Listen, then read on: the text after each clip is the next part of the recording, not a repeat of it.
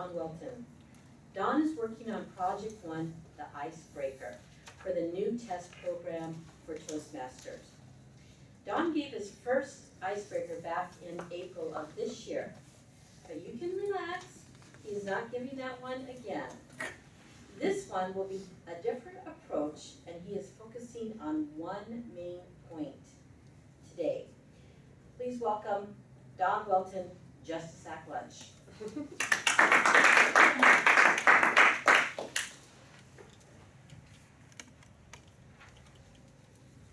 I'm rich. I'm poor. I'm encouraged. I'm discouraged. I'm happy. I'm sad.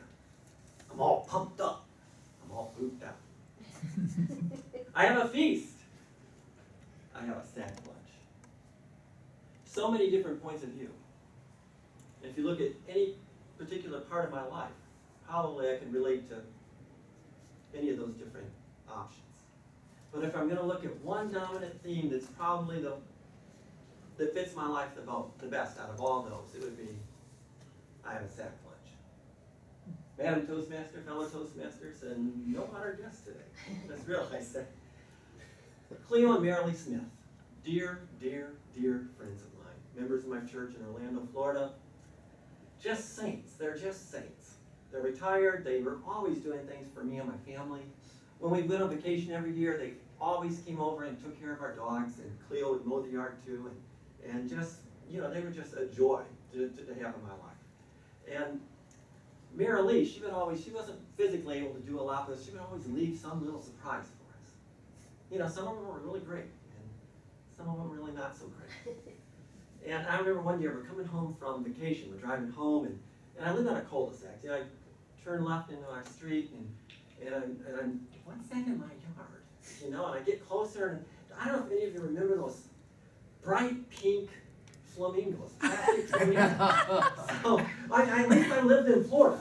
But some people are pink flamingo people, and some are not. I'm really in that latter category. But I love Marilee.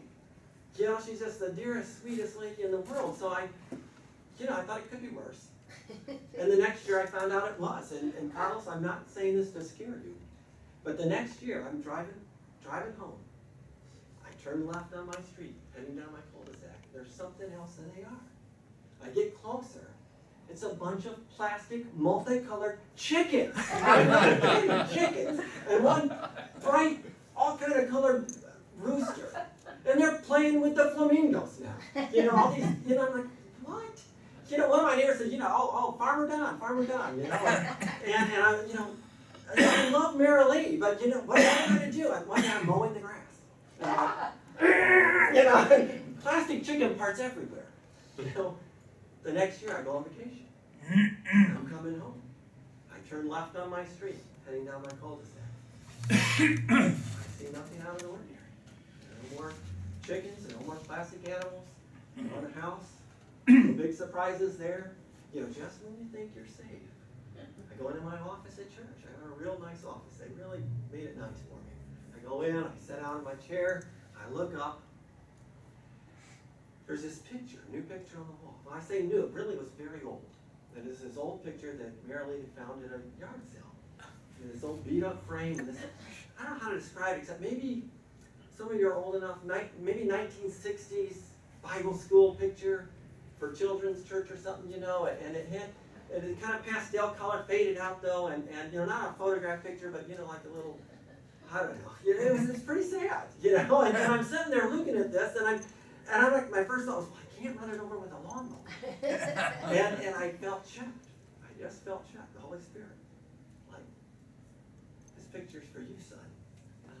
Yeah, I'm gonna look at it. I'm looking at the picture, and we all know the story. It's a picture of Jesus. And there was a little boy and his little lunch, his little sack lunch. I'm like, okay, I know the story. We think of it as the feeding of the 5,000. There's 5,000 men there that Jesus has gone out into the countryside. So I'm sitting there thinking about the particulars of that story. He's gone out in the countryside, the group of people following him. He's teaching them. There's 5,000 men. And that doesn't count the women and the children. So maybe 15,000 people, a small city, is following him out in the countryside. And he's speaking. So now he turns to his disciples and says, this group's hungry. They're on the countryside. There's no Sizzler, there's no hometown buffet, there's no Carl's Jr. And he's like, come on, get them some food to eat. So they were out in the crowd and they found this boy. And lunch, sack lunch. Mom made him a lunch like here. Don't trade it for cookies or candy or anything else. Watch it, don't forget it, don't lose it, don't, all the little things.